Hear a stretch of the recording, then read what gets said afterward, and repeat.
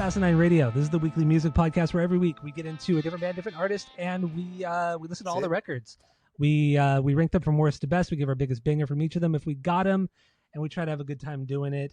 My name is Tyler. Way out there, hundreds of miles away, is Jeff. While you're listening, go to Spotify, Apple Podcasts, give us 5 stars. Tell all your friends. If you're watching on YouTube, smash that subscribe button. That's all I have for the boring intro. So we're out of 90s season, or we're actually transitioning into out of 90s season into the next season. We thought this would be the perfect band to do so. A 90s band, 90s album, going into, spoiler, hip-hop season. So there you go. So that's what we're doing next, hip-hop season. Doing it in decades, though. So, decades, baby.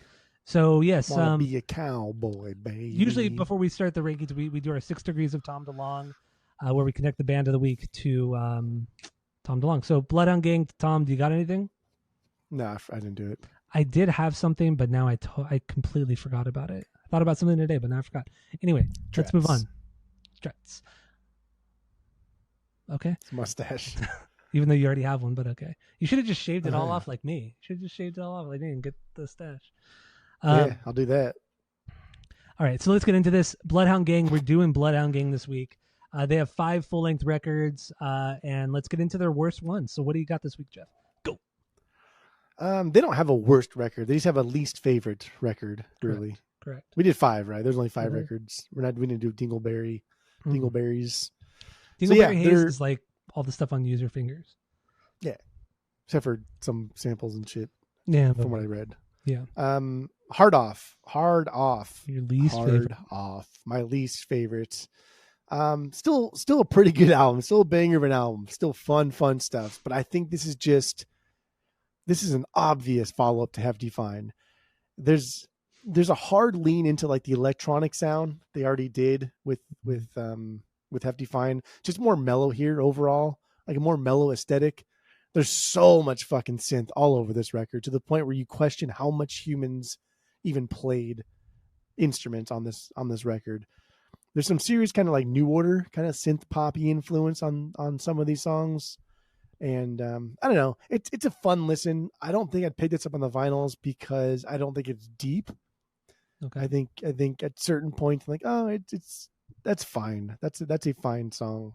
And that's kind of like the overall aesthetic of Bloodhound Gang sometimes. But my dad says that's for pussies. That's easily the best song here. Like that's bar none the best song. But like, dude, that's a Hefty Fine track. Butts are for pooping. That's a Hefty Fine track if I ever heard one. Straight up. Yeah, right? It's very Hefty Fine. Very Hefty Fine. Something but very also specific like that.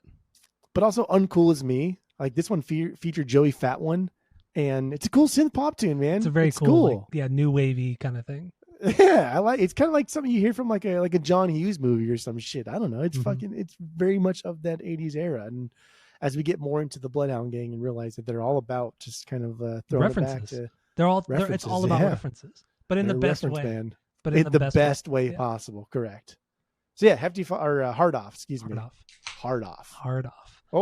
So we have a 3-point rating system where 3 is a perfect album, 2 is a good album you're going to continue to listen to, 1 is a bad album, give it a shot, and 0 is the worst thing you've ever heard. Where would you put Hard Off on that rating list? So 2 is something I'm going to listen to again, even though it's not perfect. Yeah, this is a 2. This is a 2. Okay, very good. Yeah, very good. Very good. All right, so my number 5.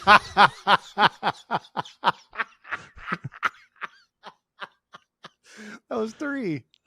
Stupid. Why did you say it 3 times? I don't know. Anyway, my number 5 is Use Your Fingers, their first album from 1995. I don't have this on vinyl. I won't get it on vinyl. I like it, but I do have the single for Mama Say, which this is my banger off the record. It was $1. It was free. I got it for free. It was free. Eastside Mike at Double Nickels gave this to me for free. This single, 12-inch single. But yeah, Use Your Fingers is my least favorite. This is just straight hip hop oriented. This is before they were like a real rock band. It was pretty much just Jimmy Pop and another rapper, Daddy Longlegs. Lupus played guitar on a few tracks. There's some drumming on here as well, but it's mostly hip hop. But it's very like production wise, it's very bootleg. It's very cheap sounding, which is not a bad thing. The lyrics are all there. The lyrics are all fucking there. But I don't really like Daddy Longlegs. I don't like his vocals. I don't think he's as witty as Jimmy Pop. He's just not as good in the end. So Use Your Fingers is good. I don't go back to it too often, but it's still solid. So I'd still give it a 2 out of 3. But yeah, I don't know. Just it's good. Whatever. They just have better records. Like I rarely ever put this record on ever. It's still a 2? It's still a 2, yeah. Because it's still a 2. It's still listenable. Good.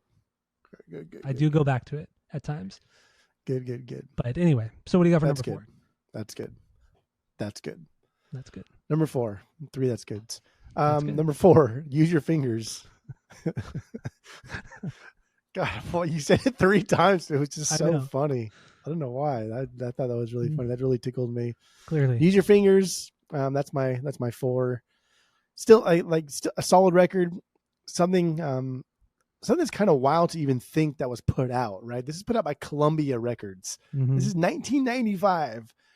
Like some pretty big albums came out the year before. Like there's some pretty monumental albums that came out in 94, not just in the rock realm, but also like hip hop, right? Like Illmatic had just fucking dropped. And so Columbia Records. Chronic came out in 94 too. Columbia Records put this shit out and they cleared these samples. No, these crazy, samples right? got cleared. There's a lot of samples on here. That means Columbia Records like put money to clear these samples, and that's fucking wild for this. Yeah, for this sound. Like, and you agree with me? Like the sound of this record, the production of it, it's very low, but it's very low budget. Yeah, like it does not sound good. And like comparing it to like Paul's Boutique, which is very sample heavy as well. Like it's night and day. It's night and day. I think the difference between like this record and a lot of like sample heavy records in hip hop is when there's a sample heavy record in hip hop like Paul's Boutique, it's there are songs that are there and how can we incorporate samples into them? Whereas this record seemed like here's a sample, how can we write a song around this specific sample and make it sound like we wrote this sample? Yeah. And that's what this kind of record is. It's just like guys that like hip hop, but they're also just like fucking rockers. Because they are party, but I cannot fucking believe like they got this shit cleared and Columbia gave these people fucking money for this. But I think it's amazing. But also with Use Your Fingers, because this album flopped. It absolutely flopped, and Columbia like kind of were being dicks about it because it obviously flopped and they lost money from it. So Daddy Longlegs and the other guy, the DJ, I forgot the DJ at the time, they ended up leaving the band at that point. They were pissed off at Columbia for essentially dropping them. So they got pissed and left. Yeah. And Jimmy Pop was left on his own, and then he created a fucking band around him, which is rad too. Fucking love it. So good. I mean, I'm glad they left because had they not left, we wouldn't have gotten everything else, that came along with it. Came after this. This record is just essentially like a glorified like License to Ill is what it is. It's more pop culture references, more cliches, more weird samples, but they're just kind of like one-off things. They throw them in there, especially the pop culture references. It's like an 80s fucking throwback here. And for anybody that grew up in the 80s, which like we didn't, but people that grew up in the 80s, they will get all of this. This is something that should have came out like 91 for the amount of 80s shit that is references, but they don't stay long enough. They don't linger long enough to get tired of those references. They're kind of like in and out, done. But that's the genius of Jimmy Pop though. Yeah. I mean, like he wears like wearing your influence on your sleeve, right? Mm-hmm. That's cool. It's a really inventive album in the hip hop category because this is something that we haven't heard since like Run DMC, since the Beastie Boys did this kind of thing, but it's so immature and therefore it's not appealing to the masses. But You're Pretty When I'm Drunk. That was my favorite. Mm-hmm. That was my favorite song and still my favorite song from this record. And at one point he does that corn scat where he makes fun of like the corn thing. It's good. That's good. That's good. God, he's so good at making fun of people, and he's Jimmy such Pop, a dick. Jimmy Pop is one of my favorite. He's just one of my favorite in general. He's so quick. He's so witty. We'll get more into that on the main episode. So is that all? I just cannot believe Use Your Fingers fucking even existed in this capacity. Yeah. The Columbia threw money at something that is That like, dude, this was never going to make it. These knuckleheads. This had no chance. These knuckleheads from Pennsylvania, like yeah, like it's this had it's no just chance. crazy. It's fucking nuts. Yeah, I agree. So my number 4. Good on Columbia. Good on Columbia. Go ahead. Number 4. My number 4 is Hooray for Boobies, third album Hooray from for 1999. Wow. Yeah, I know. This is their biggest album. This one has The Bad Touch. You know, everybody knows that fucking song. Everybody knows that song. I do love this album. I really, really do. But it's certainly a transition record. I mean, because One Fierce Beer Coaster is like a rap rock record. The Hooray for Boobies is more. There are rock and metal elements to it, but overall, it's more of an electronic based record. There's a lot more skits. There's a lot more like goofing around and all that, which is funny. It's actually very, very funny, but it just doesn't quite, for me, it doesn't hit quite as hard as the other records. Just some absolute bangers. One song that stood out to me so much this week was Right Turn Clyde. I fucking love this song. And I always forget how funny the lyrics are. They're so quick. They're so witty. The rhyming is hilarious. Right. It's a later album song, but it's fantastic. And also the album opens up with I Hope You Die, with that sample at the beginning. You must die. I alone am best. And then it just drops into the really fucking heavy guitars. It's so fucking good. I think this record is just fantastic. Some disgusting moments on this record too. Yeah. But the Yummy Down on this, come on. That is they're so funny. like that record specifically. There are things that just like, oh man, that was a tough listen. funny. I enjoyed it, but that was a tough listen. Yeah, definitely. So Hooray for Boobies. This is a fantastic record, but really in the end, to me, it's a transition record where they didn't know if they wanted to keep with the rock stuff or move more into the electronic based music like on Hefty Fine. So Hooray for Boobies, my number 4. What do you got for number 3? Go. Well, here's where we get into like I would get them on the vinyls spot. And okay? also I forgot to show you. Actually, I'm sorry. Yep. I forgot to show you. I have Hooray for Boobies Pull on it up. vinyl. I have it on vinyl. There it is. There we go, right here. Clear variant. Yeah, just wanted to show that. Show it off. There we go.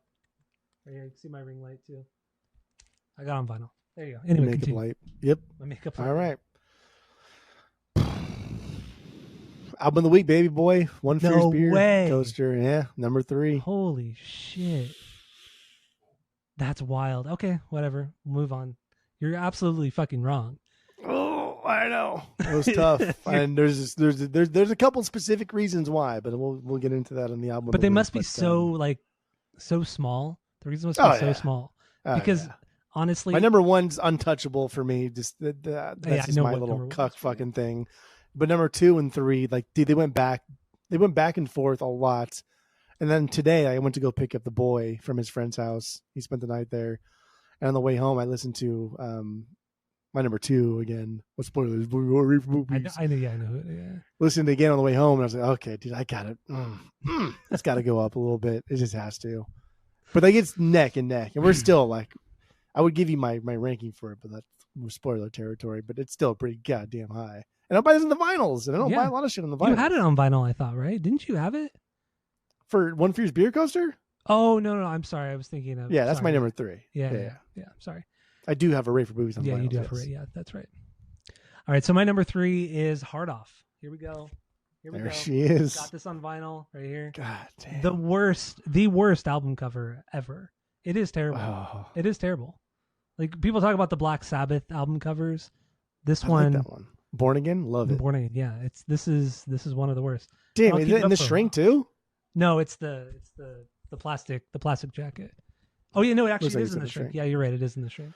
So I know more about your records than you do. So go ahead and put that in my pile because you don't even. But you don't even like this record. You just said you wouldn't get it on vinyl. That's true. You just said you wouldn't get it on vinyl. So Hard Off. This is their last record they put out. Came out in 2015. Now this one has grown on me over the years. To me, this is more of a compilation for them because some of these songs were put out or written back in like 2008, 2009. Like right after Hefty Fine came out, some of them. So it's like they for years they were putting out just singles like once a year. They were putting out a single like once a year. And several of those appeared on this. A couple of them were on their greatest hits compilation, but some of them are on this one. And it's not a cohesive record. I get it, but the songs on their own are just, they're all fucking fantastic songs. Like his lyrics on this record are some of his best lyrics, hands down. Like not just "My Dad Says That's for Pussies." It's just some of the lyrics are dude, what's the one song, the diarrhea one? Diary of a Stranger. I'm on Toast. Yeah, Diary of a Stranger. That one. I mean, barfing in the toilet with somebody else's diarrhea. The lyrics in the verses are so clever. They're so quick. His rhyming is just, once again, his rhyming is perfect. I do love this record, but I get that it doesn't sound like a cohesive record because it's not. It absolutely is not. It took 10 years to make. There's a 10-year gap between Hefty Fine and Hard Off. Yeah, they love waiting between albums. They really, really do. And I get it. I mean, after Hefty Fine came out, they vowed. Evil Jared said, "I will never play with Bloodhound Gang again. I'll never come back to the U.S. until George Bush is out of office." All that kind of stuff. You know, we've talked about that before. But yeah, I don't know. I just the guy's not a big douchebag himself. Like fuck off, which we'll get into on the main episode because we did watch that DVD. That was a tough watch. It was something. Yeah. So Hard Off is my number 3. I still think it's a great record. I think people need to give it more of a chance. They have to give it more listens and really kind of absorb the just how great Jimmy Pop is as a lyricist and also as just like kind of a beat maker. I mean, there's a lot of like layering to some of these electronic songs, a lot of cool things that he throws in there, but people just brush Jimmy Pop and this band off as just kind of like a one-hit wonder, a joke band, but they're way better than that. They're way, way better than that. So basic at times. Yes, they are basic at times, but there's some they're always basic, but it's about taking a basic, it's about taking a basic song structure, chord progression, and what can we do with this? And that's what music really is, right? Is just taking like a basic like chord progression. What can we do with this? What can we do with this? Hip-hop? 12-bar blues, Isn't that fucking hip-hop? like everything. That's all music. What can we do with this 12-bar blues scale? Like, what can we do with this? Like, where can we go? How can we make it better? How can we make it unique? And Jimmy Pop just, took like essentially 4 chords and wrote 5 records. Yeah, it's fucking great. I love this band. Love this band. That's cool. That's something. So, number 2, what do you got for that? Go. Number 2, baby. Hooray for boobies. Number 2, baby. Rabies. Hooray for rabies, boobies. Hooray for boobies. Just kidding. This is definitely their most accessible record. They do all of their iconic sounds before and after. Everything is here, and they do them perfectly. Like the production and songwriting finally match up with each other, and because like the first record and even kind of like Beer Coaster, the production kind of doesn't match up with some of like the energy and the songwriting sometimes. Yeah. But here, like everything's perfect. Everything is just on the same page. These skits are fucking funny. Like when he calls his mom asking about the words that rhyme with vagina, and she's like, "Why don't you use a different word?" He's like, "What? Like box or cunt or pussy?" He's like, "Oh my god, dude! Like what?" and then it just ends with jam, and then it cuts, and then it cuts. Oh god, it's just like, dude, it's so bizarre. But even from like a societal standpoint, dude, the Bad Touch took the world by storm. It really did. That's crazy. It's crazy that like Tom Green and Eminem, like everybody was talking about this fucking song. This nobody from Pennsylvania, right? This nobody who can't write music wrote this song that like kind of changed the scope of other songwriters and what it meant to be funny and witty and quirky in your lyrics. And now everything has to be so goddamn serious in music. And what's that's cool incredible. Is that they also separated themselves. A lot of times they separated themselves from Bam Margera and the CKY crew. Like they were still kind of a part of them because they were really good friends. But this album came out before the Jackass came out, so nobody, unless you really like are a hardcore skater, nobody knew what CKY was. Nobody knew what it was at the time. But so what's cool that's what's so cool about this band too is that they didn't have to rely on Bam or CKY at all. Yeah, super fucking rad. And it's just it's one of those things too where like they probably could have released more and toured more, but I don't think society can handle this much Bloodhound Gang. No. and 5 records is probably the most we can tolerate. I mean, I would love to hear more. Love to hear more. Like the true Yeds are going to want to hear more, but I think society just can't tolerate this much Bloodhound Gang, and even like the Bad Touch, see, like that. Like everybody, even like Sisqo and Ebert talked about it because he name drops them, and it's just like everybody talked about this song, and it's not that aggressive of a song. But I will say, I never ever told this story, but when the first booze cruise that Ryan, Kevin, and I went on, a really weird fucking kind of older gentleman drunk guy sang this song at karaoke, and the Carnival booze cruises are pretty much, if you're in like the 21 to like 28 range, you're there just to get drunk and hook up. This guy was like 40 years old, and he sang the Bad Touch. And when he got to the Sisqo and Ebert part, he put his hands in his pants. And I remember being with like our group, Ryan and Kevin, the people we were kind of like mingling with. Yeah. And we all were like, oh, no, dude. No. It's like us going up and doing that now, almost. Dude, just straight no. It was even worse than that. Like the guy, that just etched in my fucking memory forever. But anyway, the song Mope. Mope is Mope is my beyond banger for this one this week. It's just I love it. Like the DJ scratching matches up with the guitar parts, right? Those quick little sync, and he's going like all quick. Everything matches up. It's all on fucking point, and there's just so much going on with this one. And so bouncy, so much obscure, too. So much obscure references too. And then every the holy line, macaroni quote. Every line in that verse, in those verses, are a different reference to something that happened in the 80s. But then it all kind of like brings it together in the chorus. With the big Metallica, the For Whom the Bell Tolls riff, sample that they use. Like that's my second favorite song on Hooray for Boobies too. Dude, these guys take a lot from Metallica. They do. Oh, 100%. The chugging and everything, the downstrokes. Yeah. Lupus clearly was a huge. And the holy macaroni. Yeah. Dude, that's like my favorite part of the whole record. It's so stupid. And it's like that episode of The Simpsons is so fucking dumb. That's a 3D Simpsons episode. It's when Homer falls into like this vortex and he becomes all 3-dimensional and it's all like computerized and shit. At the very end, he gets spat out into the real world and he's 3D, but it's like normal, this type of thing. But that episode was just so fucking dumb, and I love it. And just the holy macaroni just looped. Oh, so good, dude. With the bouncy over bass. and over and over. This record is amazing. I have this in the vinyls. This record is absolutely amazing. Mm-hmm. Good stuff. All right, Hefty Fine is number 2. My number 2 is Hefty Fine. That's wild. Yeah, Hefty Fine is my number 2, fourth album from 2005. I remember the lead up to this record. Me and friend of the pod, Sean, or old friend of the pod, Sean, we were obsessed. We were absolutely obsessed with Bloodhound Gang, and like 2 years before this album came out, they released like 1 minute snippets of 3 songs.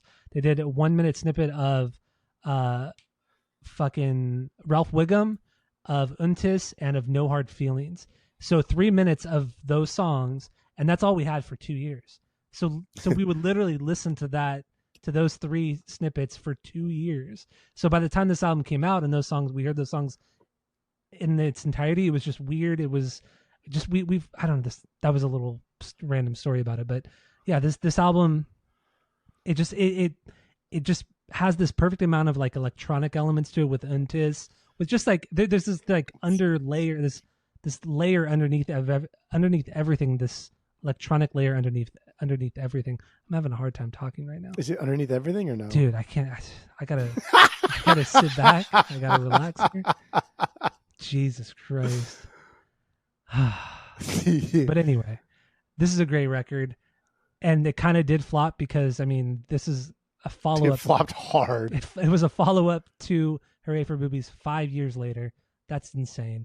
But I think the songs are a lot more clever than the songs on Hooray for Boobies are. I think the songs in general are better. It's not as cohesive as a record as Hooray for Boobies is, but it's fine.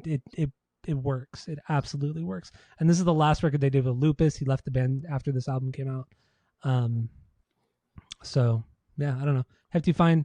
My banger is right now. It's I'm the Least You Could Do. I love that The least you could do. love that Yeah, synth line. yeah. It's so basic. It's so basic over the big heavy guitars, the loop drums. It sounds like it's a loop drum. I love it. I love it. But Untis is also an absolute banger. Damn. Who doesn't love That Untis? line too, dude. That line, and Lisa, if only life were as easy as you. God, that's so disrespectful. Yeah. Oh, it's so good. There's some great fucking lines on this record. So yeah, that's my number 2, Hefty Fine. Okay. What's your number That's 1? your number 2. Here we go, baby boy. Hefty Fine. Hefty Fine. And I'll get into why that's my number 1 specifically when we get into the main part, because this is like my introduction to the Bloodhound Gang, really. But yeah, dude, this is everything about this is exactly what I want. It's witty humor mixed with like catchy hooks, right? And I think Jimmy Pop's one of the wittiest, if not the most witty songwriter like of all time. He's just, and I guess like kind of our toilet humor. We're product of the 90s and CKY and Jackass, so our humor kind of like leans towards aggressive, kind of like disrespectful toilet humor-esque Beavis and Butthead, I guess, kind of humor. Mm-hmm. And this is the best of it. I think every song on this record fits into that aesthetic. I think every skit in this record fits into that aesthetic. Like the diarrhea, it's aesthetic. The Wawa parking lot part too, yeah. Like just that fucking 4 seconds, and just how like, wow, what did you just say? You know what I mean? And then it goes into the Pennsylvania song, like it's just, this is a pop punk record, but it just happens to be from like a hip hop forward group, and man, just like that cover art too. Oh, it's terrible. I love the story behind it though. It's like the guy, like people were just sending in things to be on the cover, and what they had originally wanted was just like a big, what they had thought was just going to be like, this is put the biggest, fattest, like black girl we could possibly think of on the cover, and Geffen was like, no, dude, that's not going to happen. And so they had like they say, hey fans, send us like the pictures of you in the worst possible ways possible. And the guy who's on the cover now, I guess, sent a video or a picture of him blowing another guy, and they thought that was so fucking funny. They're like, yeah, that's the dude for the cover. And this cover is just like, terrible. I love it. I hate looking at it. I could stare at it for hours, and I would hate myself for staring at it for hours because it's so fucking weird. Before the way he stares right at the camera. Oh, before the album came out, they were promoting the label was promoting the album a lot, and I remember I went out to LA with Annie one time to go to a show out there, and they had the album cover plastered all over, like like in LA or like big cities, they have like the plywood up when they're doing construction. And then you walk like underneath the scaffolding and all that shit. Well, like there was like plastered on all the plywood was the cover of this Hefty Fine record. And I just was thinking, damn, dude, this is insane. I'm walking through like one of the biggest cities in the world right now, and I'm looking at this like big naked man. Atrocity. Yeah, just it was so bad. It was so funny. It's cool though. I mean, just shout out to like David Geffen. Like, dude he seemed like a cool guy who liked music, and then just so happened to also be fucking insanely rich and have a massive tower in downtown LA. But like David Geffen was signing cool ass bands just on like whims because he liked their music, rather than like Atlantic or Columbia or anybody else that was signing it based on how much money can I bleed from these fuckers. At least David Geffen was signing bands that he liked and doing things because of the music for a short period. But yeah, Hefty Fine, going back to that one. This is like my introduction to them. But I think my favorite I don't even know, dude. I think like my favorite one this week was probably like Farting with the Walkman On. See, that's like my least favorite song. It's funny as hell, but it's one of my least favorite. Farting with a Walkman On, and then like Untis. Untis is always just one that I think is just like, wow, I can't believe. Like Judd is just like a joke band, a thing that we throw away. Yeah. But Untis exists in that same universe, and it's the same thing. It's the same fucking thing. It kind of is, yeah. The hook is that, yeah. I don't know that, and then like No Hard Feelings, I think is great. Balls Out is just that was a joke, and one of our other friend of the pod, John, too. He hated that song so much just because of the lyrics, and it was just so funny. The lyrics are very funny. Balls out my life face just like, and I don't know what the fuck he says after that part. Wait, the bottom hits the top, but I fuck the sides up. That's what he says, I think. The only part that John ever sang was, bounce someone the dick. I can imagine him saying it. Right? Like, come on. And this is all coming from a perspective of what fucking teenage Orange County kids. Yeah. I don't know. And this is the height of like CKY, Jackass, Viva La Bam era. And so this is just, it's pure fun is what it is. Motherfucker, it's pure fun. All of God the records damn. All of the and it gets shitty reviews. Some places even gave this like 0s out of like 4, 0s out of 5. They're like, just missing. They're missing the fun. The fun of it all. Good Lord. It's just fucking fun little music. Fuck yourself. God damn. But then like Ralph Wiggum, the whole thing is just it's fucking genius. Simpsons quotes. And like the chorus is Yvonne Niage.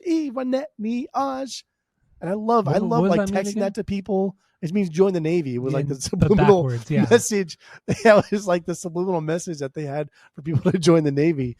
It had like some, like at the very end of it too, it was like an Indian woman and like a veil thing. And she's like Yvonne Niage. And then she was like, join the Navy. And they give it end. I was like, what the fuck? That was so weird. Good stuff. Yeah, Ralph Wiggum is really, I guess it took him a long time to write. I think it took him like over a year to write the song because every line is a different quote from The Simpsons. Although there's a couple in there that are not said by Ralph Wiggum. There's a couple in there that are said by, I think, his dad. Fuck, what's his name? Chief. Wow. Now I'm gonna get fucking chastised by Skip for not knowing Ralph Wiggum's dad. Chief Wiggum. Chief Wiggum, yeah, the last name. There you go. Wow. That gif, never mind. Also on this record, diarrhea runs in the family.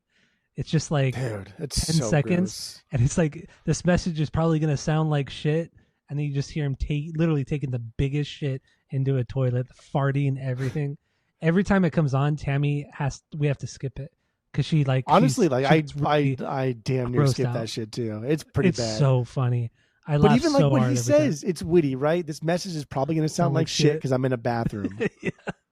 It's like, oh, that's funny because there's like a double entendre there, and then it's just, you're right. Literally him shitting into a toilet. You cannot even make up how horrible that sounds. Like, bro, like you need to like change the diet or something. Oh, it's so funny. Yeah, like the last thing you want to do is get into like a poo podcast thing here because like nobody wants to hear that. But damn, that's aggressive. That's bad. You're hearing it right now, right? In your ears, in your mind, you're hearing it. It's because it's so the sounds are so distinctive. It's bubbly. It's bubbly and gross and horrible. Just, in all you could hear the water ways. splatter, like splash. It's so coming out way too fast, coming out way too bubbly, way too hot. Do you see see this is what happens when you do Jimmy or you do fucking Bloodhound Gang. I know. You get the toilet humor comes out. Just wait. So yeah, my number one is the album of the week, One Fear Spirit Coaster. So we'll get into that on the next episode, on the main episode. So keep listening, tell all your friends, share all the posts, and that's it. That's all. Greetings.